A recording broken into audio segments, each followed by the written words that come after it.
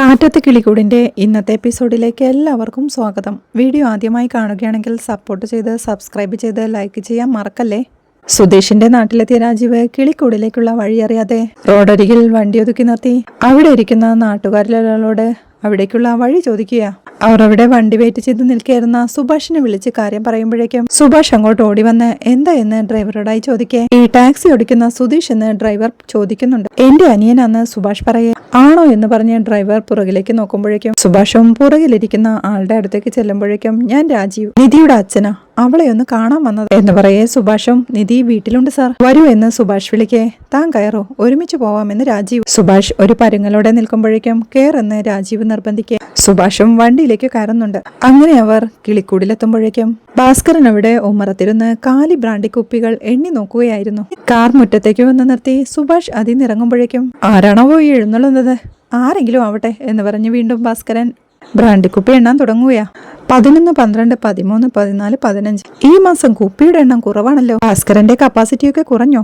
Sticker ഒട്ടിച്ചതിനെ തിരിച്ചു കൊണ്ടു ചെന്ന് കൊടുത്ത കാശും കിട്ടി എന്ന് പറഞ്ഞിരിക്കുമ്പോഴേക്കും സുഭാഷും പുറകിലെ ഡോർ തുറന്ന് രാജീവ് പുറത്തേക്ക് ഇറങ്ങുകയാ. വരൂ സാർ എന്ന് പറഞ്ഞ് സുഭാഷ് ഉമ്മറത്തേക്ക് തിരിയുമ്പോഴേക്കും അവിടെ ബ്രാൻഡി കുപ്പിയെല്ലാം കവറിലാക്കുന്ന അച്ഛനെയാണ് കാണുന്നത്. വരൂ എന്ന് വീണ്ടും രാജീവിനെ വിളിച്ച് സുഭാഷ് വേഗത്തിൽ അച്ഛന്റെ അടുത്തേക്ക് ഓടുമ്പോഴേക്കും രാജീവ് ആ വീടും പരിസരവും നിരീക്ഷിച്ചു നിൽപ്പാ. സുഭാഷ് അച്ഛന്റെ അരികിലെത്തി അച്ഛന്റെ കയ്യിൽ നിന്ന് ആ കവർ പിടിച്ചു വാങ്ങി. അച്ഛാ എന്ന് വിളിക്കുമ്പോഴേക്കും എന്താടാ ഇത്, എന്താ കാണിക്കുന്നതെന്ന് അച്ഛനും. ഒരാളെ വീട്ടിൽ കയറി വരുമ്പോ കാണേണ്ട കാഴ്ചയാണോ ഇത് എന്ന് സുഭാഷ് ചോദിക്കേ. അവന്റെ കയ്യിൽ നിന്ന് കവർ പിടിച്ചു വാങ്ങിക്കൊണ്ട് സർക്കാർ ഇത് ബിവറേജിലെ അഭിമാനത്തോടെ നിരത്തി വെക്കുന്നില്ലേ, പിന്നാണോ എനിക്ക് വീട്ടിലെ കാലിക്കുപ്പി നിരത്തി വെച്ച പ്രശ്നം എന്ന് ചോദിച്ചുകൊണ്ട് അച്ഛൻ ബാക്കി കുപ്പികൾ കൂടി ആ കവറിലേക്ക് പെറുക്കിയിടുകയാണ്. ദേ വന്നു കയറിയ ആളെ കാണാതെ ഇത് മാറ്റാൻ നോക്കെന്ന് സുഭാഷ് പറയാം. അത്രയ്ക്കും വലിയ ആളോ, ആരാതെന്ന് അച്ഛനും. നിധിയുടെ അച്ഛനാ എന്ന് സുഭാഷ് പറയുന്നത് കേൾക്കെ കയ്യിലെ കവറും ഒരു ബ്രാൻഡി കുപ്പിയും നിലത്ത് വെച്ചുകൊണ്ട് ഭാസ്കരൻ അദ്ദേഹത്തെ ശ്രദ്ധിച്ചിരിക്കെ സുഭാഷ് ആ കവറും കുപ്പിയും എടുത്തു മാറ്റാൻ തുടങ്ങുമ്പോഴേക്കും അച്ഛനാ ബ്രാൻഡി കുപ്പി പിടിച്ചു വാങ്ങിക്കൊണ്ട് ഇതിനകത്ത് സാധനം ഉണ്ടെന്ന് പറഞ്ഞ് എഴുന്നേറ്റ് തന്റെ അരയിൽ തിരികെ വെക്കുകയാണ്.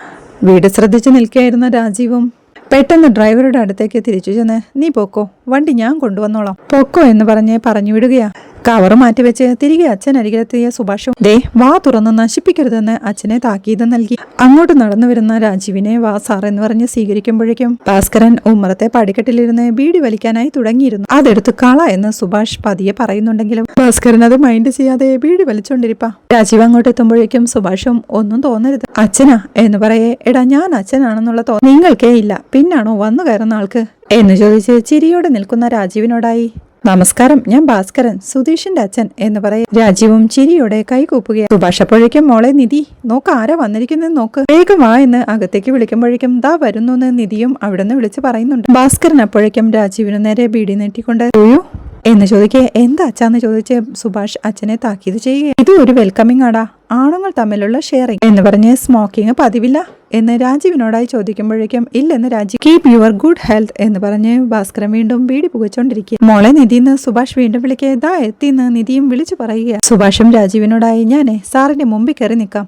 നിധി വരുമ്പോ മാറാം, ഒരു സർപ്രൈസ് ആയിരിക്കുമെന്ന് പറഞ്ഞ് രാജീവിന്റെ മുന്നിൽ കയറി നിന്ന് വീണ്ടും മോളെ എന്ന് നീട്ടി വിളിക്കുക. അതുകൾക്ക് നിധിയും പുറകെ നികേഷും സംശയത്തോടെ അങ്ങോട്ടെത്തുക. ചിരിയോടെ നിൽക്കുന്ന സുഭാഷിനെ കണ്ടവൾ സംശയത്തോടെ നോക്കുമ്പോഴേക്കും സുഭാഷും ഒരു ചിരിയോടെ അവിടുന്ന് മാറുമ്പോഴേക്കും അവൾ കാണുന്നത് തന്റെ മുന്നിൽ നിൽക്കുന്ന അച്ഛനെയാണ്. അവൾ അമ്പരപ്പോടെ നിൽക്കുമ്പോഴേക്കും അച്ഛനെന്താ ഇവിടെ എന്ന് നികേഷും പിറുപിറുക്കുക. നിധി സങ്കടത്തോടെ കണ്ണു നിറഞ്ഞ് അച്ഛനെ നോക്കുമ്പോഴേക്കും രാജീവിന്റെ കണ്ണുകളും സങ്കടത്തോടെ നിറയുന്നുണ്ട്. നിധി സങ്കടത്തോടെ മുറ്റത്ത് നിൽക്കുന്ന അച്ഛനരികിലേക്ക് ഇറങ്ങി ചെല്ലുമ്പോഴേക്കും നിധി എന്ന് അച്ഛനും സങ്കടത്തോടെ വിളിക്കുന്നുണ്ട്.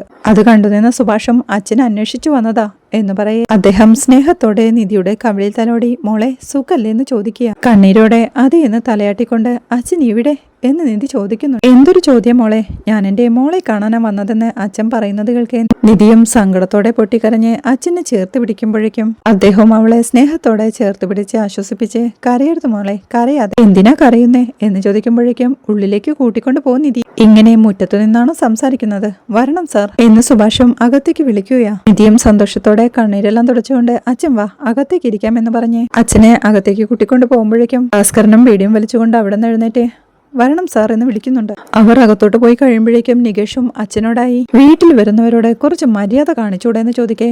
ഞാൻ എന്തു മര്യാദ കേട്ടാടാ പൊടിപ്പായലെ കാണിച്ചേ എന്ന് അച്ഛനും ചോദിക്കുകയാ. ഇപ്പൊ ബീഡി വലിക്കണമെന്ന് അത്ര നിർബന്ധമാണല്ലോ എന്ന് നികേഷ് ചോദിക്കേ. നിർബന്ധാന്ന് പറഞ്ഞ് ഭാസ്കരൻ വീണ്ടും ഒരു ബീഡിക്ക് തീ കൊളുത്തു. ഏട്ടത്തിയുടെ അച്ഛൻ ആദ്യമായിട്ട് വന്നതല്ലേ, അപ്പൊ ഒരു മര്യാദ കാണിച്ചൂടെ എന്ന് നികേഷ് വീണ്ടും ദേഷ്യത്തോടെ ചോദിക്കേ. അവന്റെ മുഖത്തേക്ക് ബീഡിയുടെ പുക ഊതിവിട്ട് എങ്ങനെയുണ്ടെന്ന് അച്ഛൻ ചോദിക്കുക. അവനൊന്നും മിണ്ടാതെ അകത്തേക്ക് കയറി പോകുമ്പോഴേക്കും അകത്തേക്ക് നോക്കിക്കൊണ്ട് ഈ വരവ് അത്ര ശരിയല്ലല്ലോ, ഒരു 30 അടിക്കാമെന്ന് പറഞ്ഞ് അരയിൽ തിരികെ വെച്ച ബ്രാൻഡി കുപ്പി എടുത്ത് അടിക്കുകയാ. രാജീവിനെയും കൊണ്ട് നിധി ഡൈനിങ് ഹാളിൽ എത്തുമ്പോഴേക്കും ദാ ഇങ്ങോട്ടിരിക്കാമെന്ന് പറഞ്ഞ് സുഭാഷ് ഒരു കസേര എടുത്തു കൊടുക്കുകയാ. രാജീവ് കസേരയിലേക്ക് ഇരിക്കുമ്പോഴേക്കും മോളെ, അച്ഛൻ ചായക്കടയുടെ അടുത്ത് വീട് അന്വേഷിക്കുന്നത് കണ്ടപ്പോ ഞാൻ ഇങ്ങോട്ട് കൂട്ടിക്കൊണ്ട് വന്നതാ എന്ന് സുഭാഷ് നിധിയോടായി പറയേ. രാജീവും വീടിനകമെല്ലാം ശ്രദ്ധിച്ചുകൊണ്ടിരിപ്പാ. അത് ശ്രദ്ധിച്ച നിധിയും അമ്മയ്ക്ക് ഇപ്പോഴും എന്നോട് ദേഷ്യമുണ്ടോ എന്ന് ചോദിക്കേ. ഞാൻ ഇങ്ങോട്ട് വരുന്നത് അവരാരും അറിഞ്ഞിട്ടില്ലെന്ന് അച്ഛൻ ഇങ്ങോട്ട് വന്നത് എനിക്കിപ്പോഴും വിശ്വസിക്കാനാവുന്നില്ല എന്ന് നിധി പറയേ. സത്യത്തിൽ നീ അന്ന് വീട്ടിൽ നിന്ന് പോയ നേരം മനസ്സിനൊരു ഭാരമായി. ചെയ്യരുതാത്തത് ചെയ്തുവല്ലോ എന്ന ബോധം ഉള്ളില് നീറി പുകഞ്ഞു തുടങ്ങി. അങ്ങനെ ഇരിക്കുമ്പോഴാ ഇന്ന് രാവിലെ സുധീഷിനെ കണ്ടത് എന്ന് രാജീവ് പറയുന്നത് കേൾക്കെ അമ്പരപ്പോടെ അല്ല സുധീഷിനെ എങ്ങനെയാ കണ്ടതെന്ന് സുഭാഷും. ഞാൻ തിരുവനന്തപുരത്തെ എന്റെ ഒരു സുഹൃത്തിനെ കാണാൻ വന്നതാ, പുള്ളിയുടെ കോ ഡ്രൈവറായിട്ട് വന്നതാ. കുറച്ചു നേരം വണ്ടിയിൽ ഞാനും സുധീഷും മാത്രമേ ഉണ്ടായിരുന്നുള്ളൂ എന്ന് രാജീവ് പറയുന്നത് കേൾക്കെ. നിങ്ങൾ തമ്മിൽ സംസാരിച്ചപ്പോ അവൻ തെറ്റായിട്ടൊന്നും പറഞ്ഞില്ലല്ലോ അല്ലേ എന്ന് സുഭാഷും. രാജീവും ചിരിയോടെ ഏയ് അങ്ങനെയാണെങ്കിൽ ഞാൻ ഇങ്ങോട്ട് വരുമായിരുന്നു. സത്യത്തില് ഞാൻ ആദ്യം കുറച്ച് ചീത്ത വിളിക്കും പോലെയാ സംസാരിച്ചത്, പക്ഷേ അവനെതിരെ ഒന്നും പറഞ്ഞില്ല. പിന്നെ ഇവിടെ വരാനും ഇവിടെ കാണാനും തോന്നി എന്നച്ഛൻ പറയുന്നത് കേൾക്കെ സന്തോഷത്തോടെയും ചിരിയോടെയും നിൽക്കുകയാണ് നിധിയും. അയ്യോ ഞാൻ കുടിക്കാൻ എന്തെങ്കിലും എടുക്കാമെന്ന് പറഞ്ഞ് സുഭാഷ് അടുക്കളയിലേക്ക് പോകുമ്പോഴേക്കും നികേഷും അവന്റെ കൂടെ പോവുകയാണ്. രാജീവ് വീണ്ടും വീടിനകമെല്ലാം ഒന്ന് കണ്ണോടിക്കുന്നത് കാണേ നിധിയും അമ്മയ്ക്ക് കുഴപ്പമൊന്നും ഇല്ലല്ലോ എന്ന് ചോദിക്കുന്നു. അമ്മയുടെ വിചാരം മുഴുവനും നിന്നെക്കുറിച്ചല്ലേ, അങ്ങനെ പോകുന്നു എന്ന് പറയാം എന്ന് അച്ഛനും പറയുന്നുണ്ട്. സുഭാഷ് അവിടെ അടുക്കളയിൽ ഗ്ലാസ് കഴുകുമ്പോഴേക്കും നികേഷ് അങ്ങോട്ടെത്തി. ഞാനേ സ്നാക്സ് ഒക്കെ വാങ്ങി വന്നാലോ എന്ന് ചോദിക്കുക. ഈ സ്നാക്സ് ഒക്കെ ഇവിടെയുണ്ട്, പക്ഷേ അവരൊക്കെ എന്ത് കഴിക്കുമെന്ന് അറിയില്ലല്ലോ. ആദ്യത്തിരി വെള്ളം കൊടുക്കാന്ന് പറഞ്ഞ് സുഭാഷ് ഗ്ലാസ്സിലേക്ക് വെള്ളം എടുക്കുകയാണ്. രാജീവ് അങ്ങനെ ചുറ്റുപാട് നോക്കിയിരിക്കുമ്പോഴാണ് മുറ്റത്ത് നിന്ന് ബീഡി വലിക്കുന്ന ഭാസ്കരനെ കാണുന്നത്. അത് ശ്രദ്ധിക്കുന്ന നിധിയും അച്ഛാ അത് സുധീഷിന്റെ അച്ഛനാ എന്ന് പറയേ. ചിരിയോടെ മനസ്സിലായി, വരുമ്പോ തന്നെ പരിചയപ്പെടുത്തി എന്ന് പറഞ്ഞ് സുഭാഷ് കൊണ്ടുകൊടുത്ത വെള്ളം കുടിക്കുകയാ രാജീവ്. ചായ കുടിക്കില്ലേ എന്ന് സുഭാഷ് ചോദിക്കേ. പിന്നെ കുടിക്കുമല്ലോ, പക്ഷേ പഞ്ചസാര കുറച്ച് മതിയെന്ന് രാജീവ്. എന്നാ പിന്നെ ഞാൻ ചായ എടുക്കാമെന്ന് സുഭാഷ് പറയേ. ഏട്ടാ ഞാൻ ചായ ഇടാമെന്ന് നിധിയും. ഏയ് വേണ്ട നിങ്ങൾ തമ്മിൽ സംസാരിക്കേ, അച്ഛൻ ആദ്യമായിട്ട് വന്നതല്ലേ എന്ന് സുഭാഷ് പറയുമ്പോഴേക്കും രാജീവും താങ്ക്സ് പറഞ്ഞ് ഗ്ലാസ് തിരികെ കൊടുക്കെ സുഭാഷ് അടുക്കളയിലേക്ക് പോവുകയാ. അവിടെ തന്നെ നോക്കി നിൽക്കായിരുന്ന നികേഷിനെ കണ്ട് ഇവൻ എന്ന് രാജീവ് ചോദിക്കേ. ഇവിടുത്തെ ഏറ്റവും ഇളയ ആളാ നികേഷ്. നികേഷിന്റെ മൂത്തത് ഹരീഷ്, ഏറ്റവും മൂത്തത് സുഭാഷ് ഏട്ടൻ, ഇടയിൽ സുധീഷ് എന്ന് പറഞ്ഞ് നിധി അവരെല്ലാം പരിചയപ്പെടുത്തുകയാണ്. സുഭാഷ് അപ്പോഴേക്കും അടുക്കളയിൽ ചായ ഉണ്ടാക്കാൻ തുടങ്ങിയിരുന്നു. മുറ്റത്ത് നിൽക്കുന്ന ആളെയും ചേർത്ത് മൊത്തം 5 പേര് അല്ലേ എന്നച്ഛൻ ചോദിക്കേ.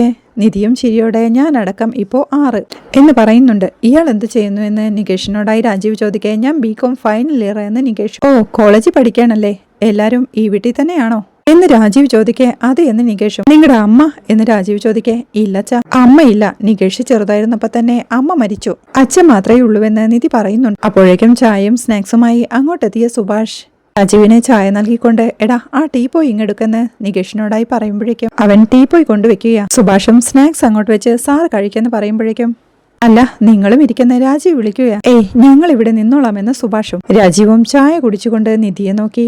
അന്ന് ഞാൻ മോളെ കുറെ വേദനിപ്പിച്ചു അല്ലേ, എനിക്കൊക്കെ ഇനി എത്ര കാലം, അതിനിടയിൽ എന്തിനാ വാശി, അതുകൊണ്ട് ആർക്കാ ഗുണം, വെറുതെ പരസ്പരം വേദനിപ്പിക്കാം, അഥവാ എനിക്ക് എന്തെങ്കിലും സംഭവിച്ച എന്ന് രാജീവ് ടെൻഷനോടെ പറയുന്ന കേൾക്കെ. അച്ഛൻ എന്തിനാ ഇങ്ങനെയൊക്കെ പറയുന്നത്, അച്ഛൻ വന്നല്ലോ എനിക്കത് മതി എന്ന് നിധിയും. മനുഷ്യനായ മരിക്കണം, അതിനർത്ഥം ഞാൻ ഇന്നു തന്നെ മരിക്കുമെന്നല്ല, എന്തെങ്കിലും സംഭവിക്കണമല്ലോ.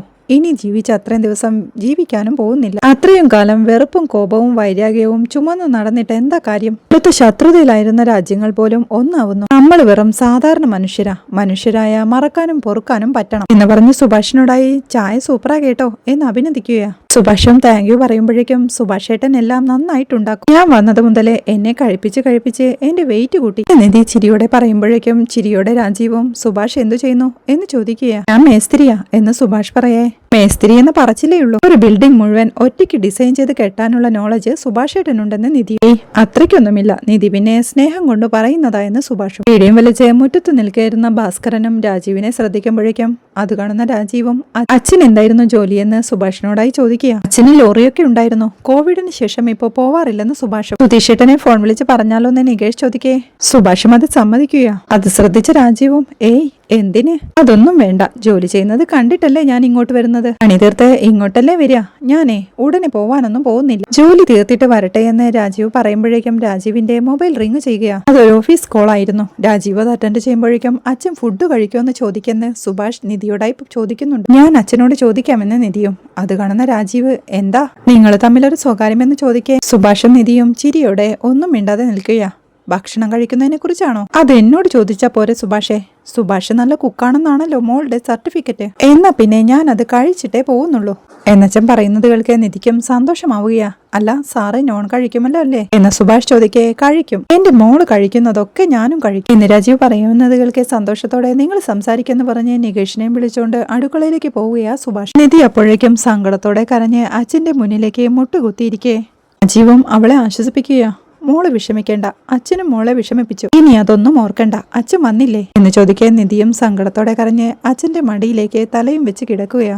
രാജീവും സ്നേഹത്തോടെ അവളുടെ തലയിൽ തലോടി ആശ്വസിപ്പിക്കുകയാ. പിന്നീട് രാത്രിയാവുമ്പോൾ നിധിയെയും കുട്ടി മുറ്റത്തേക്ക് ഇറങ്ങുന്ന രാജീവ് ഈ വീടും സ്ഥലവും ഒക്കെ ഇവരുടെയാണോ എന്ന് ചോദിക്കുന്നുണ്ട്. ഇല്ലച്ചാ, വീട് മാത്രമേ ഉള്ളൂ, ബാക്കി സ്ഥലമൊക്കെ ഫാമിലി പ്രോപ്പർട്ടിയാ. സതീഷിന്റെ അച്ഛന് ഒരു പെങ്ങളും ഏട്ടനും കൂടിയുണ്ട്, അവർക്കും കൂടി ഇതിൽ ഷെയർ ഉണ്ടെന്ന് തോന്നുന്നു എന്ന് നിധി പറയേ. മോളെ നീ എങ്ങനെയാ ഈ വീട്ടിൽ അഡ്ജസ്റ്റ് ചെയ്യുന്നതെന്ന് അച്ഛനും.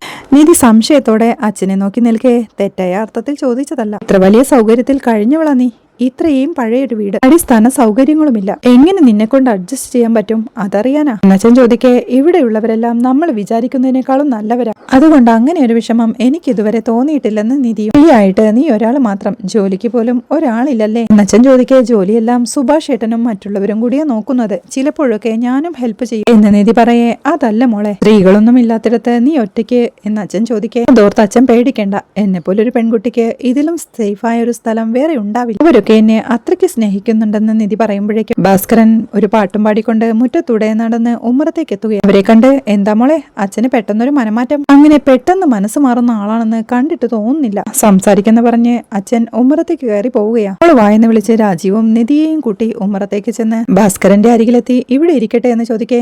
അയ്യോ അപ്പടി പൊടിയാ എന്ന് ഭാസ്കരനും. അത് സാരമില്ലെന്ന് പറഞ്ഞ് രാജീവും ആ കട്ടിലേക്ക് ഇരിക്കുമ്പോഴേക്കും നിധിയും അകത്തോട്ട് കയറി പോവുകയാണ്. രാജീവിന്റെ അരികിൽ കട്ടിൽ ഇരുന്നു കൊണ്ട് ഭാസ്കരനും എന്തുപറ്റി ഒരു സഡൻ ചേഞ്ച് എന്ന് ചോദിക്കേ. ഞാൻ രാജീവ് ശങ്കർ, നിങ്ങളുടെ പേരെന്താ എന്ന് രാജീവ്. പേര് ഞാൻ നേരത്തെ പറഞ്ഞായിരുന്നു, ഭാസ്കരൻ, പക്ഷേ അതല്ലല്ലോ ഇവിടുത്തെ പ്രശ്നം. ഞാൻ ചോദിച്ച ചോദ്യത്തിന് ഉത്തരം പറഞ്ഞില്ല.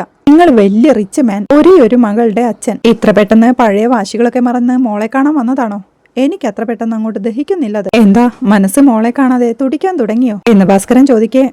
അങ്ങനെ കരുതിക്കോ എന്ന് രാജീവും. ഇത്രയുമാണ് ഇന്നത്തെ വിശേഷങ്ങൾ. വീട്ടിലെത്തിയ സുധീഷ് രാജീവിനെ കണ്ട് മനസ്സിൽ സംശയം ഉടലെടുക്കുന്നതും രാജീവ് സുധീഷിനോടുള്ള തന്റെ വെല്ലുവിളിയിൽ ഉറച്ചു നിൽക്കുന്നതും സ്നേഹം അഭിനയിച്ച് അച്ഛൻ നിധിയെ വീട്ടിലേക്ക് ക്ഷണിക്കുന്നതുമെല്ലാമാണ് നാളത്തെ എപ്പിസോഡിലെ വിശേഷങ്ങൾ. വീഡിയോ ഇഷ്ടമായാൽ സപ്പോർട്ട് ചെയ്ത് സബ്സ്ക്രൈബ് ചെയ്ത് ലൈക്ക് ചെയ്യാൻ മറക്കല്ലേ.